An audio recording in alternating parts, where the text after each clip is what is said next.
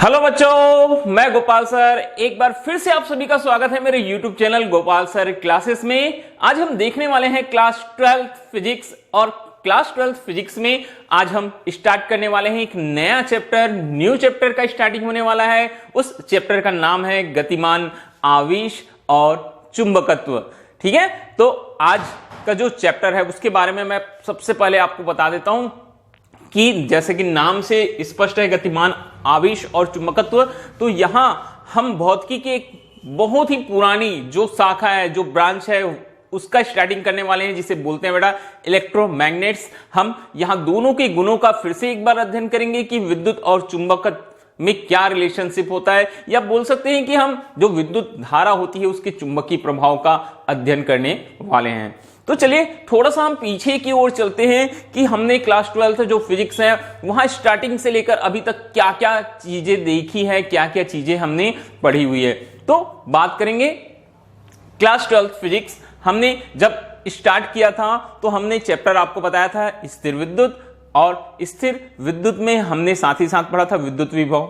ठीक है, जैसे कि मैंने आपको स्टार्टिंग के वीडियोस में बताया था बेटा कि जो विद्युत है, विद्युत के हम दो भाग पढ़ते हैं, विद्युत की दो शाखाएं होती हैं, एक स्थिर विद्युत पढ़े और साथ ही साथ वहां हमने विद्युत विभव के बारे में पढ़ा, और उसके बाद जो उसकी दूसरी शाखा है विद्युत धारा के बारे में पढ़ा। बहुत सारे विद्युत धाराओं के हमने गुण पढ़े, नियम पढ़े, वो सारी चीजें हमने कंप्लीट की। फिर हमने एक चैप्टर आपको पढ़ाया अभी जो हमारा अभी एंड हुआ जो चैप्टर चुंबकत्व एवं द्रव्य, वहां हमने आपको मैग्नेट और मैग्नेट की जितनी भी प्रॉपर्टीज है उन सारी चीजों के बारे में पढ़ा दिया है। अब बात कर रहे हैं हम हमारी न्यू चैप्टर का जो आज से हम स्टार्ट करने वाले हैं। ये चैप्टर का नाम है बेटा गतिमान, आवेश और चुंबकत्व। यहां हम गतिमान आवेश और गतिमान आवेश के कारण जो चुंबकत्व का गुण उत्पन्न होता है, ये चुंबकत्व का जो प्रभाव उत्पन्न होता है, उसके बारे में हम बहुत ही डिटेल के साथ अध्ययन करेंगे। सारी चीजों पर नजर रखेंगे बहुत बारीकी से।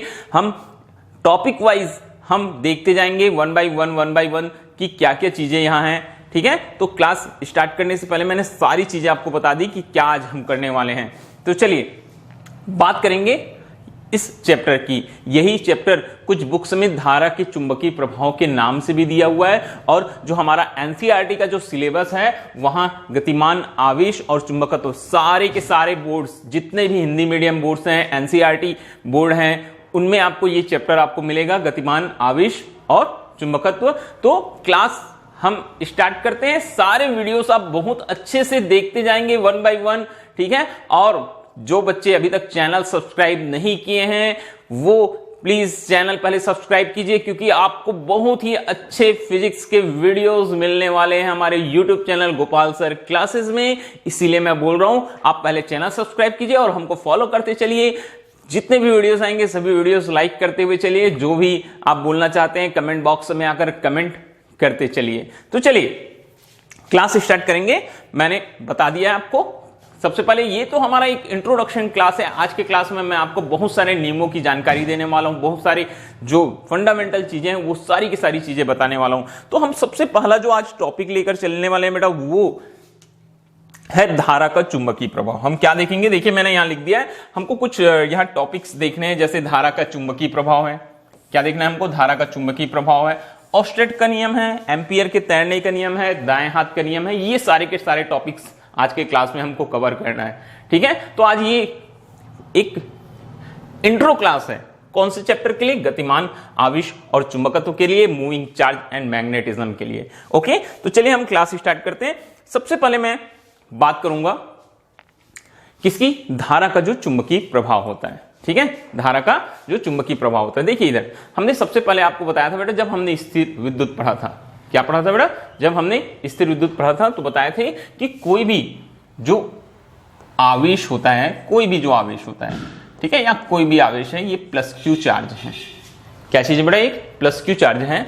उसके चारों ओर जहां तक उसका क्या होता है, बोलता है प्रभाव होता है। उसके चारों ओर जहां तक उसका क्या होता है, प्रभाव होता है। वो कौन सा क्षेत्र निर्मित करता था, विद्युत क्षेत्र। किस चीज का निर्माण करता है बेटा, वो विद्युत क्षेत्र का निर्माण करता है। ठीक है, एक इलेक्ट्रिक फील्ड बनाता है, इलेक्ट्रिक फील्ड विद्युत क्षेत्र का निर्माण करता है। आवेश के चारों ओर का वह क्षेत्र जहां तक उसका क्या होता है, प्रभाव होता है। प्रभाव होता है बोलने का अर्थ यह होता है बेटा कि अगर हम यहां कोई अन्य आवेश लेकर आते हैं, चाहे पॉजिटिव लाए चाहे नेगेटिव लाए, कोई भी, तो वो उस पर एक बल आरोपित करेगा। जैसे ये पॉजिटिव चार्ज है, अगर हम यहां कोई धनावेश लेकर आएंगे तो उसको क्या करेगा, रिपल करेगा, उसको प्रतिकर्षित करेगा, ये था। और अगर कोई निगेटिव चार्ज लाएंगे तो उसको अट्रैक्ट करेगा, तो अट्रैक्शन फोर्स लगेगा। बहुत सिंपल सी चीज थी, ये हमने देखा था। इसका मतलब ये हुआ कि कोई भी एक जो स्थिर आवेश है वो कौन से क्षेत्र का निर्माण करता है, विद्युत क्षेत्र का निर्माण करता है। बहुत इजी है। ओके, ये सारी चीजें हमने देख ली। मैं थोड़ा सा आपको एक बार फिर से याद दिलाना चाहता हूं, ठीक है। ये हमने देखा था विद्युत क्षेत्र, फिर हमने देखा था कि जो विद्युत क्षेत्र रेखाएं हैं वो कहां से निकल रही थी, धनावेश से निकलती थी और ऋणावेश पर जाकर क्या हो जाती थी, समाप्त हो जाती थी। ये क्या थी बेटा, विद्युत क्षेत्र रेखाएं, विद्युत क्षेत्र रेखाएं थी जो धनावेश से निकलती थी और ऋणावेश पर जाकर क्या हो जाती थी, समाप्त हो जाती थी। और इसी तरीके से ये चलती रहती थी। और ये कैसा वक्र बनाती थी, एक खुला वक्र का निर्माण करती थी। ये चीज देखा था। और हमने देखा था कि ये विद्युत क्षेत्र रेखाएं अगर परस्पर क्या है, समांतर हैं, उनकी दिशाएं एक समान है, तो ये क्या करती थी, एक समान विद्युत क्षेत्र का निर्माण करती थी। एक समान विद्युत क्षेत्र का क्या करती थी, निर्माण करती थी। तो ये सारी चीजें आपको एक बार फिर से मैं याद दिला दिया हूं। ये सारी चीजें याद रखना। बात समझ में आई? क्या बताएं, कोई भी एक पॉइंट चार्ज अपने चारों ओर किस चीज का निर्माण करता है, विद्युत क्षेत्र का निर्माण करता है, इलेक्ट्रिक फील्ड बनाता है। विद्युत क्षेत्र का मतलब आपको बता दिया बेटा, ठीक है। ये अन्य कोई आवेश जब इसके पास में आएगा तो उस पर क्या लगाएगा, एक फोर्स लगाएगा। क्या लगाएगा, एक फोर्स लगाएगा। वो भी बताया पॉजिटिव रहेगा तो क्या होगा, पॉजिटिव होगा तो उसको रिपल करेगा, प्रतिकर्षण लगाएगा, प्रतिकर्षण बल लगाएगा। और अगर कोई निगेटिव रहेगा तो उसको अट्रैक्ट करेगा, आकर्षण बल लगाएगा। फिर हमने बताया कि विद्युत क्षेत्र रेखाएं धनावेश से निकलती है, ऋणावेश पर जाकर समाप्त हो जाती है और एक खुले वक्र का निर्माण करती है। और जब ये विद्युत क्षेत्र रेखाएं एक दूसरे के क्या होगी, समांतर होगी और दिशा और परिमाण में समान होती है, तो एक समान विद्युत क्षेत्र का निर्माण करती है। ऐसे ही अब बात किया जाता है एक मैग्नेट का। कोई भी एक मैग्नेट है, ठीक है, एक मैग्नेट ले लेते हैं बेटा, NS। ये मैग्नेट जो होता है अपने चारों ओर एक चुंबकीय क्षेत्र का निर्माण करता है। किसका निर्माण करता है, एक चुंबकीय क्षेत्र का निर्माण करता है। और जब हम इसके पास में कोई अन्य चुंबकीय पदार्थ लेकर आते हैं, जैसे लोहा, निकल, कुछ भी, या फिर कोई अन्य मैग्नेट लेकर आते हैं, तो ये भी वैसे ही काम करता है बेटा। उस पर ये तो या तो आकर्षण बल लगाएगा या तो क्या लगाएगा, प्रतिकर्षण बल लगाएगा, ठीक है। तो ये हो गया चुंबक।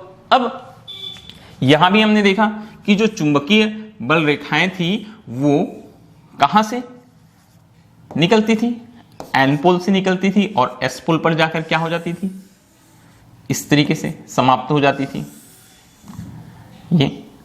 और चुंबक के अंदर S से किधर चलती थी, N की ओर चलती थी, इस तरीके से। ध्यान से देखते जाएंगे भाई, बहुत ही इंपॉर्टेंट क्लास हो रही आपकी, ठीक है। इंट्रोडक्शन क्लास, कोई भी सब्जेक्ट की क्लास हो, जब भी फर्स्ट क्लास की बात की जाती है बेटा, बहुत ध्यानपूर्वक देखा कीजिए और सारी चीजों को अच्छे से समझने की कोशिश कीजिए, ठीक है, ताकि बाद में आपको सारी की सारी चीजें एकदम क्लियर रहे। ये क्या हो गया बेटा, बंद वक्र बनाती है। ये चुंबकीय जो क्षेत्र रेखाएं हैं वो चुंबकीय क्षेत्र रेखाएं किसका निर्माण करती है, यहां एक बंद वक्र का निर्माण करती है। ओके, और सेम प्रॉपर्टी यहां भी होती है बेटा। अगर ये चुंबकीय क्षेत्र रेखाएं एक दूसरे के क्या हो बोलते हैं, समांतर हो और दिशा में भी एक समान हो, तो ये एक समान चुंबकीय क्षेत्र का निर्माण करती है। एक समान क्या बनाती है बोलता है, चुंबकीय क्षेत्र बनाती है, एक समान चुंबकीय क्षेत्र बनाती है। ओके, तो देख लीजिए, अब मैंने एक साइड में एक आवेश लेकर एक विद्युत क्षेत्र के लिए ये सारी चीजें बना दिया। तो देखो, कोई भी स्थिर आवेश जो रहता है अपने चारों ओर क्या करता है बेटा, एक विद्युत क्षेत्र का निर्माण करता है। किस चीज का निर्माण करता है, विद्युत क्षेत्र का निर्माण करता है। वैसे ही एक चुंबक अपने चारों ओर चुंबकीय क्षेत्र का निर्माण करता है, ठीक है।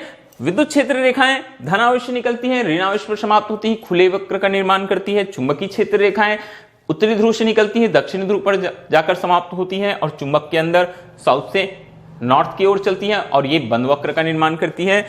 अगर विद्युत क्षेत्र रेखाएं एक दूसरे के पैरेलल हो और दिशा में क्या हो, एक ही दिशा में हो, समान हो, तो एक समान विद्युत क्षेत्र बनाती है। वैसे ही अगर चुंबकीय क्षेत्र रेखाएं एक दूसरे के समांतर हो तो ये क्या करती है बेटा, ये एक समान चुंबकीय क्षेत्र का निर्माण करती है। तो बात वही है, देखेंगे ध्यान से तो दोनों चीजें लग रही है सिमिलर, ज्यादा कोई अंतर नहीं है। दोनों का गुण क्या होता है बेटा, एक समान होता है। ठीक है, दोनों के जो गुण रहते हैं कैसे होते हैं, समान होते हैं, दोनों के गुण समान होते हैं। इसीलिए अब हम बात कर रहे हैं तो देखो स्थिरावेश क्या किया, एक चुंबकीय क्षेत्र बना दिया बेटा, स्थिरावेश जो है एक चुंबकीय क्षेत्र बना दिया और जो चुंबक है वो एक चुंबकीय क्षेत्र बना दिया। अब बात करेंगे गतिमान आवेश की। किसकी बात करेंगे हम, गतिमान आवेश की। जो गतिमान आवेश होता है, जो आवेश क्या होता है बेटा, फ्लो होता है। ठीक है, गतिमान आवेश, गतिमान आवेश जो होता है वो दोनों चीजें बनाता है। कौन कौन सी दोनों चीजें बनाता है, वो विद्युत क्षेत्र का भी निर्माण करता है और चुंबकीय क्षेत्र का भी निर्माण करता है। ठीक है, तो ये गतिमान आवेश के लिए बोला जाता है कि वो विद्युत क्षेत्र और चुंबकीय क्षेत्र दोनों क्षेत्रों का निर्माण करता है। अब विद्युत धारा, ठीक है, अब किसकी बात करते हैं बेटा, हम विद्युत धारा की बात करेंगे। तो विद्युत धारा जो रहता है केवल और केवल कौन से क्षेत्र का निर्माण करता है, वो चुंबकीय क्षेत्र का निर्माण करता है। कौन से क्षेत्र का निर्माण करता है, चुंबकीय क्षेत्र का निर्माण करता है। विद्युत क्षेत्र नहीं बनाता क्योंकि वहां जो नेट आवेश का मान होता है, जो कुल आवेश का मान होता है वो जीरो होता है। अब कुल आवेश का मान जीरो होने के कारण वो जो रहता है विद्युत क्षेत्र नहीं बना सकता, केवल कौन सा क्षेत्र बनाता है, चुंबकीय क्षेत्र बनाता है। तो यहां कुछ बहुत ही इंपॉर्टेंट जो चीजें हैं मैं यहां नोट डाउन कर लेता हूं, आप याद रखिएगा क्या क्या चीजें हैं। चलिए हम आपको बताते चलते हैं बेटा। कौन सा बोला, सबसे पहली चीज स्थिर आवेश। क्या बनाता है स्थिर आवेश, विद्युत क्षेत्र बनाता है। क्या बनाता है स्थिर आवेश, विद्युत क्षेत्र। चुंबक से क्या हुआ, कौन सा क्षेत्र निर्मित हुआ, चुंबकीय क्षेत्र निर्मित हुआ। कौन सा क्षेत्र निर्मित हुआ, चुंबकीय क्षेत्र। अब क्या बोलता है बेटा, कौन सा आवेश बोलता है, गतिमान आवेश। ठीक है, गतिमान आवेश की बात करते हैं। जो गतिमान आवेश होता है, वो गतिमान आवेश जो होता है वो विद्युत क्षेत्र का तो निर्माण करता ही है, विद्युत क्षेत्र का तो निर्माण करता है और साथ ही साथ कौन से क्षेत्र का निर्माण करता है, चुंबकीय क्षेत्र का भी निर्माण करता है। किसका निर्माण करता है, चुंबकीय क्षेत्र का भी निर्माण करता है। और अब बात की जाती है विद्युत धाराओं की। सारी चीजों के बारे में आपने पहले पढ़ चुका है बेटा। विद्युत धारा जो है, ठीक है, वो केवल किस चीज का निर्माण करती है, ये विद्युत धारा केवल चुंबकीय क्षेत्र का निर्माण करती है। केवल किसका निर्माण करती है, बोलता है बेटा चुंबकीय क्षेत्र का निर्माण करती है। क्यों, यहां नोट करके रखना आप, विद्युत क्षेत्र नहीं बनाती। रीजन, नेट आवेश कितना होता है, शून्य होता है। ओके, तो ये सारी की सारी चीजें आपको जाननी जरूरी है। स्थिर आवेश केवल विद्युत क्षेत्र, चुंबक चुंबकीय क्षेत्र, गतिमान आवेश दोनों क्षेत्र निर्मित करता है, वो विद्युत क्षेत्र भी निर्मित करता है और चुंबकीय क्षेत्र भी। मगर विद्युत धारा जो होती है वो केवल चुंबकीय क्षेत्र का निर्माण करती है, विद्युत क्षेत्र नहीं बनाती क्योंकि वहां नेट आवेश कितना हो जाता है, बोलता है जीरो हो जाता है। ओके, तो ये चीजें अब हम देखेंगे कि किस प्रकार से चुंबकीय क्षेत्र का निर्माण होता है। हमको पता कैसे चलता है कि जो गतिमान आवेश है या जो विद्युत धारा है उसने कैसे चुंबकीय क्षेत्र का निर्माण किया। तो चलिए क्लास में आगे बढ़ते हैं। सबसे पहला चीज आज की क्लास का, ऑस्टेड का प्रयोग। एक डच भौतिक वैज्ञानिक थे ऑस्टेड, उन्होंने सबसे पहले यह बताया कि क्या होता है जब भी किसी धारावाही तार पर, ठीक है, जो विद्युत या चालक जो तार होता है, कोई भी जो तांबे का तार है, चालक तार है, उसमें विद्युत धारा प्रवाहित की जाती है तो विद्युत धारा प्रवाहित करने से उसके चारों ओर, उसके आसपास के क्षेत्र में चुंबकीय क्षेत्र का निर्माण हो जाता है। कैसे, इधर देखेंगे, ये देखिए, यहां एक चालक तार पर एक बैटरी लगा है बेटा प्लस और माइनस, उसकी सहायता से विद्युत, ये देखिए ये प्लस सिरा और ये माइनस सिरा, बैटरी लगी हुई है, बैटरी को हम नाम दे देते हैं बेटा बी। ठीक है, सबसे पहले जो डायग्राम है वहां आप देखेंगे बेटा स्विच कैसा है, ओपन है। स्विच कैसा है, ओपन है, मतलब ऑफ है, विद्युत धारा का प्रवाह नहीं हो रहा है। तो ये जो चुंबकीय सुई उसके पास में रखी गई है, क्या रखी गई उसके पास में, चुंबकीय सुई, जो मैग्नेटिक नीडल रखा गया है वो डिफ्लेक्ट नहीं हो रहा है, उसमें कोई विक्षेप नहीं हो रहा है। Condition 1, okay. सबसे पहला नंबर, बात समझ में आई आपको। एक विद्युत परिपथ, एक तार यहां रखा गया है, किससे कनेक्टेड है, बैटरी के धन और ऋण सिरे से। ठीक है, स्विच जो है वो ओपन है, मतलब ऑफ है, पास में एक चुंबकीय सुई रखी हुई है, कोई विद्युत धारा प्रवाह नहीं हो रहा है, तो चुंबकीय सुई भी क्या है बेटा, ये स्थिर है। अब सेकंड में स्विच को कर दिया गया ऑन, मतलब परिपथ हो गया क्लोज्ड। ठीक है, ये तार जुड़ गया यहां, तो अब करंट प्लस से किधर फ्लो हो रही है, माइनस की ओर। प्लस से किधर फ्लो हो रही है बेटा, माइनस की ओर फ्लो हो रही है। और ये जो मैग्नेटिक नीडल है, जो चुंबकीय सुई रखी हुई है, वो क्या होना स्टार्ट हो गई, वो यहां डिफ्लेक्ट होना स्टार्ट हो गई। ओके, तो अब डिफ्लेक्ट हो रही, इससे पता क्या चला हमको, क्योंकि ये जो था वो चालक तार के पास में रखा हुआ था बेटा, इससे पता चलता है कि जो चालक तार है, चालक तार में बहने वाली धारा के कारण उसके आसपास, उसके सराउंडिंग में एक चुंबकीय क्षेत्र निर्मित हो गया, और ये चुंबकीय सुई उसके प्रभाव से क्या होने लगी, डिफ्लेक्ट होने लगी, हिलने लगी। ठीक है, ये देखिए इसका एक सिरा जो है एन पोल है वो क्लॉकवाइज डायरेक्शन में रोटेट हो रहा है, और एस जो है वो एंटी क्लॉकवाइज में चला गया। ठीक है, इस डायग्राम के हिसाब से। ओके, अब यहां बोलते हैं अगर विद्युत धारा के मान को बढ़ा दिया जाए, किसके मान को बढ़ा दिया जाए, बोलते हैं अगर विद्युत धारा के मान को बढ़ा दिया जाएगा तो चुंबकीय सुई का विक्षेप भी क्या हो जाता है, बोलता है उसका डिफ्लेक्ट होना भी बढ़ जाता है, वो बहुत तेजी से डिफ्लेक्ट होने लगता है। ठीक है, बहुत तेजी से क्या होने लगता है, मूव होने लगता है। हां, मगर अगर विद्युत धारा का मान कम रहा तो डिफ्लेक्शन भी क्या हो जाता है, कम हो जाता है। डिफ्लेक्शन भी क्या हो जाता है, कम हो जाता है। अब थर्ड डायग्राम देखिए, बैटरी की जो पोजीशंस हैं प्लस माइनस, उसको चेंज कर दिया गया। जो तार को पहले माइनस से जोड़ा गया था उसको प्लस से जोड़ दिया गया, जो प्लस से जोड़ा गया था उसको माइनस से जोड़ दिया गया, मतलब करंट फ्लो की डायरेक्शन हो गई चेंज। तो करंट फ्लो की डायरेक्शन चेंज होने से जो नीडल था, मैग्नेटिक नीडल था, उसके भी घूमने की दिशा क्या हो गई, बदल गई।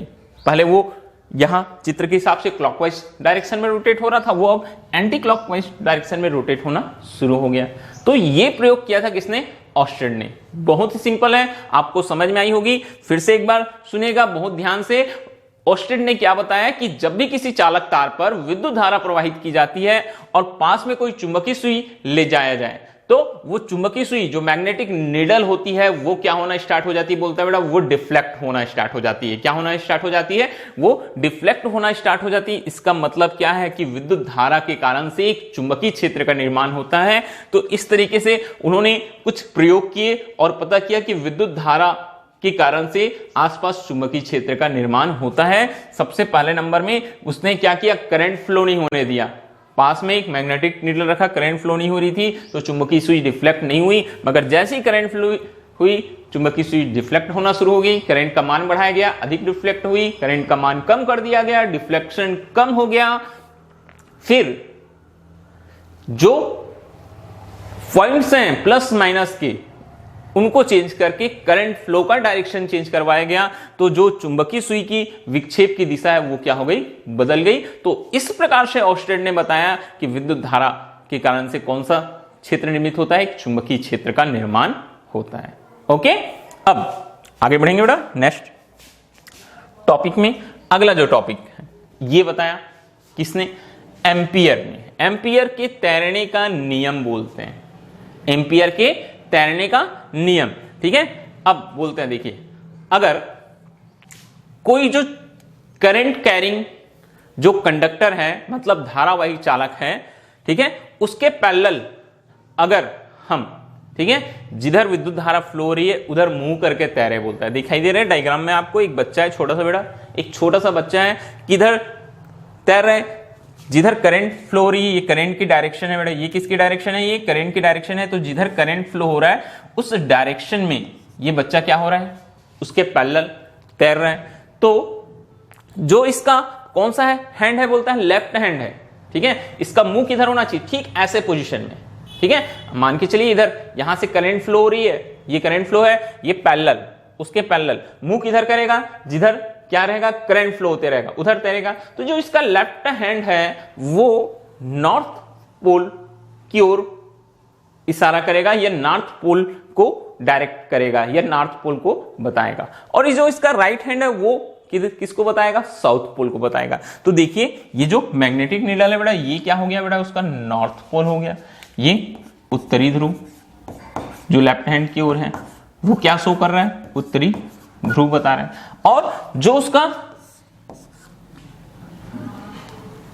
ठीक है राइट हैंड है वो साउथ पोल, मतलब दक्षिणी ध्रुव को प्रदर्शित करता है। किसको प्रदर्शित करता है, वो दक्षिणी ध्रुव को बताता है। बात क्लियर हुई, फिर से सुनिएगा, बहुत ही इंपॉर्टेंट टॉपिक है बेटा। एम्पियर के तैरने का नियम क्या बोलता है, अगर कोई धारावाही चालक तार जिसमें विद्युत धारा प्रवाहित हो रही है उसी की दिशा में, उसके पैरेलल अगर हम जो हमारा मुंह है वो किधर धारावाही चालक तार की ओर करके क्या करें, तैरें, तो हमारा जो लेफ्ट हैंड है वो किसको शो करता है, किसके डायरेक्शन को बताता है, वो नॉर्थ पोल के डायरेक्शन को बताता है। और जो हमारा राइट हैंड है वो साउथ पोल के डायरेक्शन को बताता है। ओके, तो इस तरह से अगर हम तैरने लगेंगे तो ये हमारा लेफ्ट हैंड जो है वो नॉर्थ पोल और जो हमारा राइट हैंड है वो साउथ पोल शो करेगा। बहुत ही सिंपल है। ये देखिए बच्चा तैर रहा है छोटा सा, ये उसका जो लेफ्ट हैंड है वो नॉर्थ पोल, ये मैग्नेटिक नीडल रखी हुई है, और जो उसका राइट हैंड है वो कौन सा पोल बेटा, साउथ पोल शो कर रहा है। तो ये एम्पियर के तैरने का नियम बोलता है। ओके, अब आगे बढ़ते हैं। बहुत ही छोटे छोटे और प्यारे प्यारे ओके ये सारे के सारे रूल्स आज की क्लास में हम यहां डिस्कस कर रहे हैं।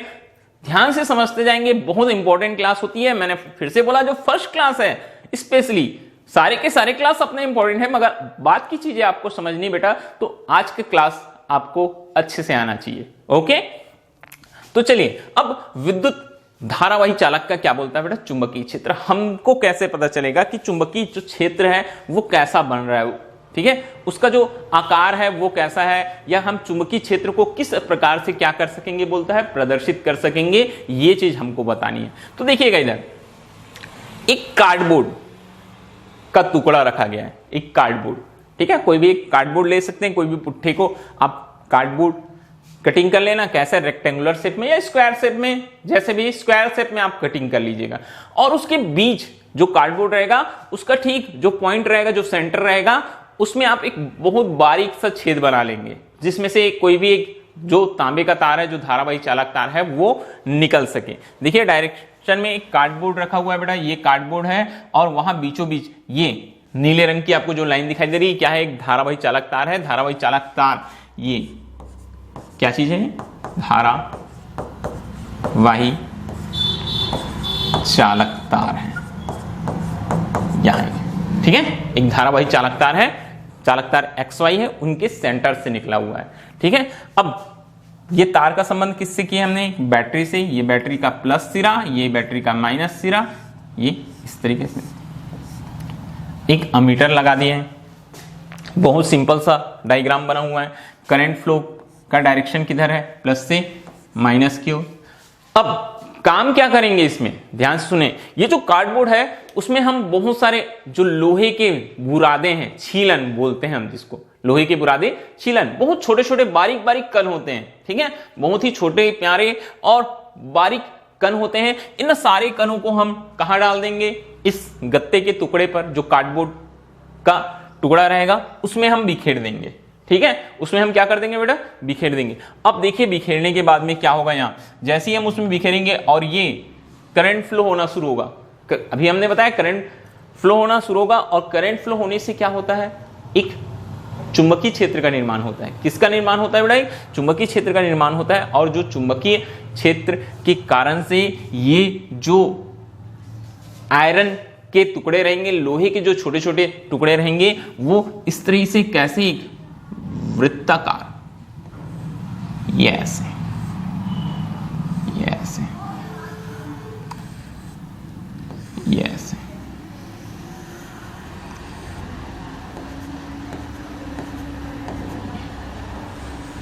ये कुछ इस तरह के शेप में,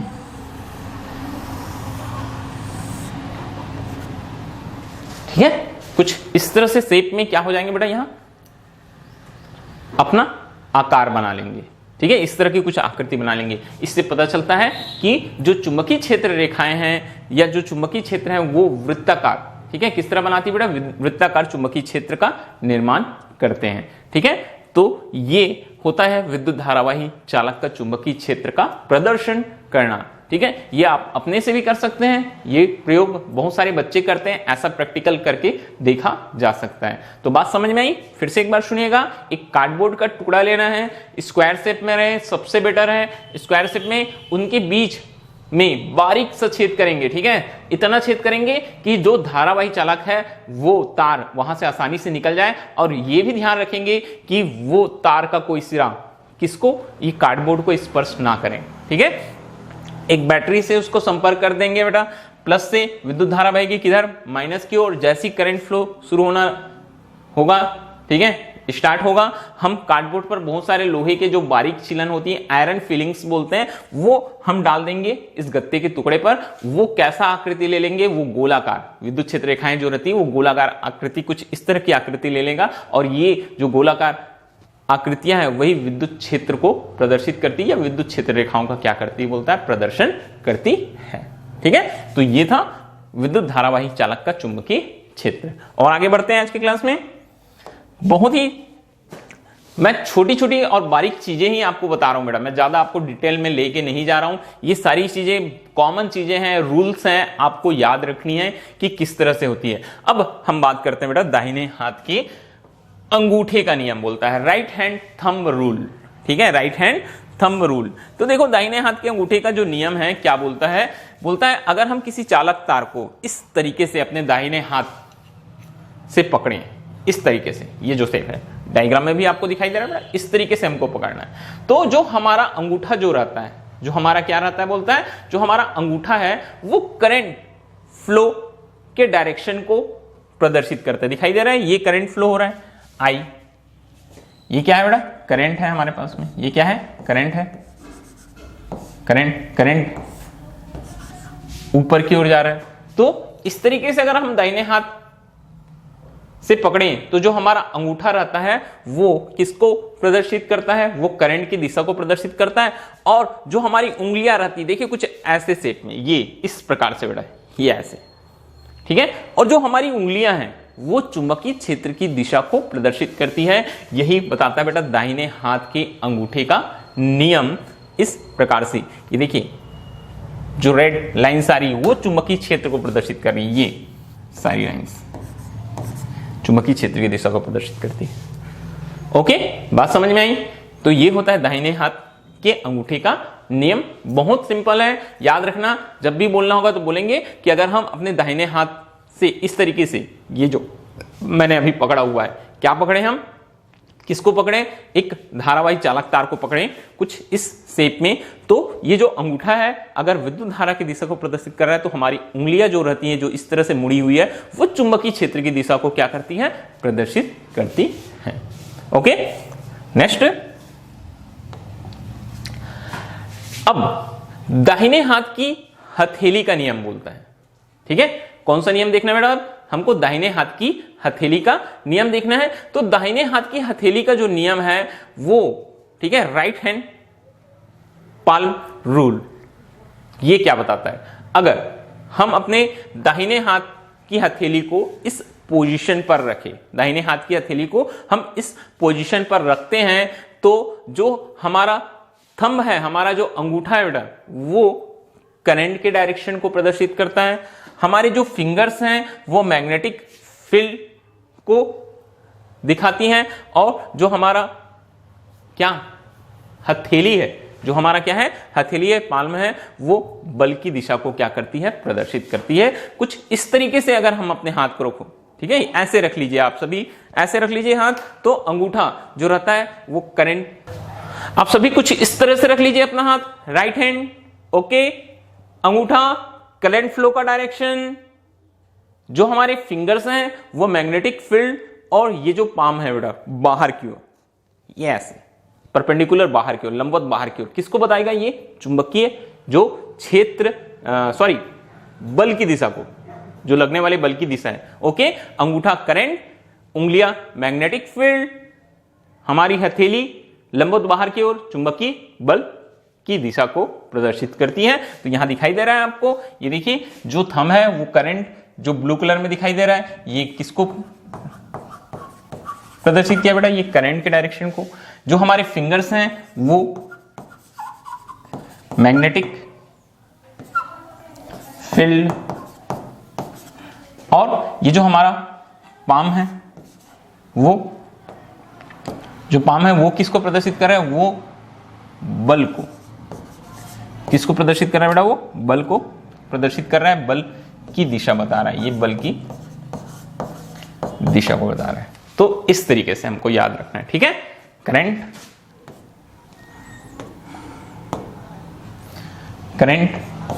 आई, मैग्नेटिक फील्ड बी, और ये फोर्स एफ।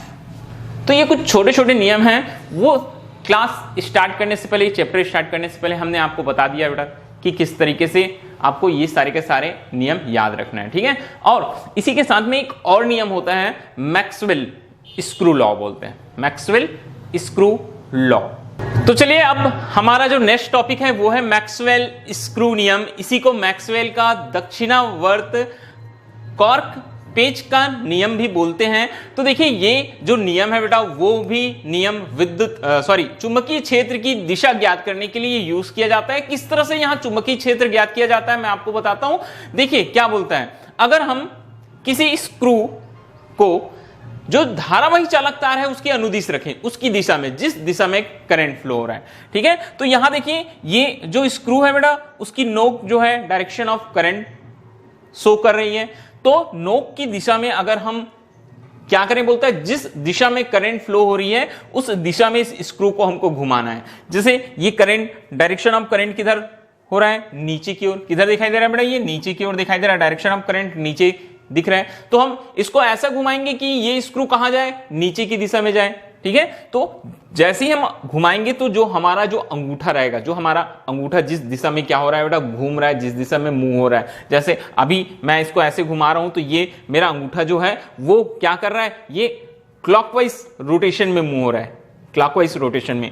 और ये स्क्रू किधर जाएगा? नीचे, करंट के डायरेक्शन में। तो अंगूठा जिस दिशा में हमारा घूम रहा है, ये ऐसे अंगूठा जो है वो जिस दिशा में घूम रहा है, ये इस तरह से हमको घुमाना है। तो अंगूठा जिस दिशा में घूम रहा है वो अंगूठे की जो दिशा है वो चुंबकीय क्षेत्र की दिशा को क्या करेगी? प्रदर्शित करेगी।